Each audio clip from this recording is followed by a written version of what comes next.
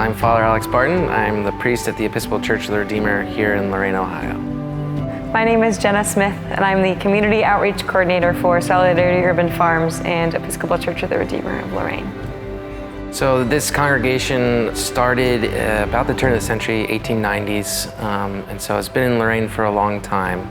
And for a long time it was like every other church, a space where people would meet for worship on Sunday and then various activities throughout the week, but mainly for parishioners. And then of course, as things in Lorain took an economic downturn, the church itself also started to do the same. And as a part of that process, took an outward look at the community and what was going on there, and began to respond by having community meals. With the help of many great parishioners and many community volunteers and community partnerships, we've built up our meals program so that we have 2 regular meals every week, and started an urban farm with a bunch of vacant lots here in the city. We're at Solidarity Urban Farms, 336 West 14th Street on the corner of 14th and Lexington in Lorain. Follow me.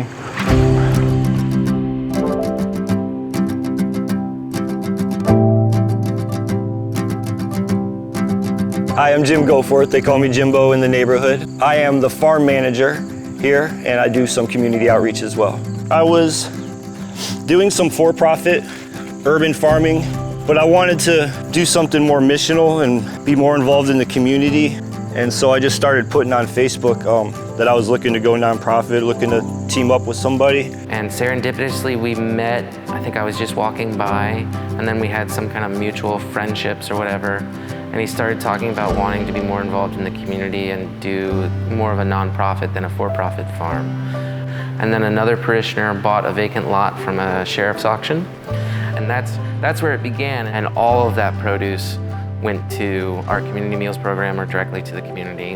We're small, so we can't really feed the whole neighborhood like what they're gonna need to survive, but we can teach them the importance of eating fruits and vegetables, show them how to garden, maybe inspire them to start their own little garden, introduce them to new things they've never tried before.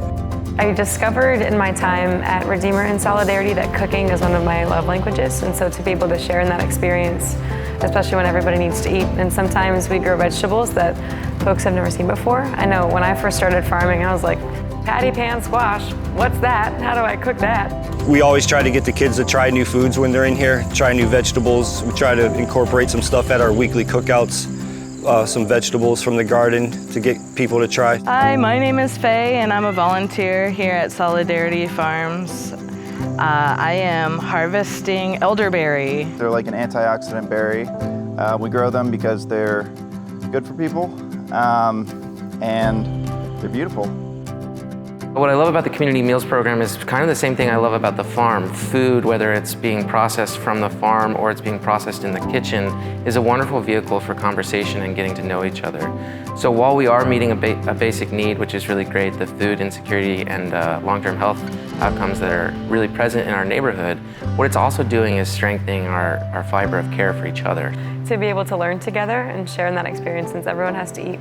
And we can do so with music and with volunteers and with guests and with people who just show up as their authentic selves.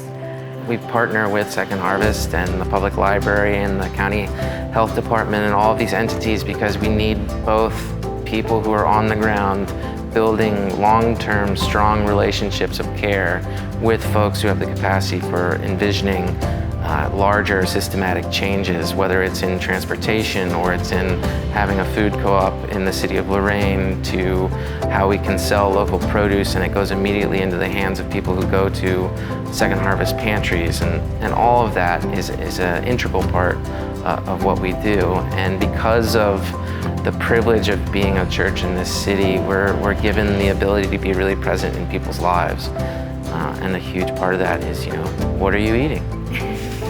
To me, it's more about interacting with the neighborhood and getting to know the people around us. It's nice to bring something positive into the neighborhood. Just let people know we care about them.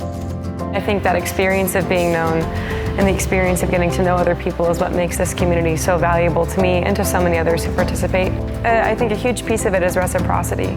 So yes, like we're here and we're offering these resources and these services, but we're always learning from people, and we're constantly being taught resiliency and strength and new ways of being in the world and experiencing joy from our neighbors that we wouldn't have otherwise encountered. The farm is an incredible blessing because of the level of relationship we get to have and to look at how beautiful it is and where we've come from. And it's also a nonprofit, and so there's never enough money, there's never enough time. We have all the issues of any other nonprofit, especially of a sort of smaller, more communal variety. What we are here to do is not just provide for a basic need. We're here to remind people that they are loved and that they matter. Because when you feel like you matter and when you love, you are more likely to care about your health and the health of your neighborhood.